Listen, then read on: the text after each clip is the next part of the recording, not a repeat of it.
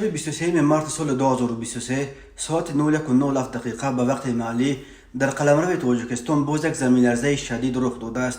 پژوهشگاه گئولوژیا و سیسمولوژی اکادمی ملی علوم‌های تاجیکستان خبر داد که مرکز زمین‌لرزه در کیلومتر 132 سمت شمال و شرق شهر دوشنبه و در کیلومتر 50 سمت شمال و غرب شهر قرم در شرق تاجیکستان جایگیر شده زمین در عمق 11 کیلومتر لرزیده است.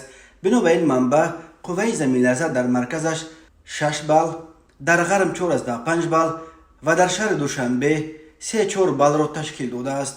و اما پایگاهی که زمین‌لرزه‌های رخ داده در سراسر سیاره را لحظه به لحظه پیگیری می‌کند خبر داد که مرکز این زمین‌لرزه در 50 کیلومتری شمال و غرب شهر نوآباد نویه رشت جایگیر شده زمین در عمق 5 کیلومتر لرزیده است و اقتدار زمین‌لرزه در مرکزش طبق جدول ریختر 5.9 بال را تشکیل داده است.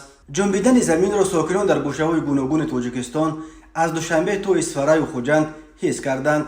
در نویه رشت باشد به گفته شاهدان زمین‌لرزه در تیره‌های خانه مردم را ویران کرده است. یک روز قبل شب 21 مارس ساعت 21:47 دقیقه به وقت تاجیکستان یک زمین‌لرزه شدید کشورهای آسیای مرکزی و افغانستان و پاکستان این را تکان داد. اقتدار این آفت طبیعی در مرکزش در شمال افغانستان 7 بال و در دوشنبه 5 بال برآورد شده است.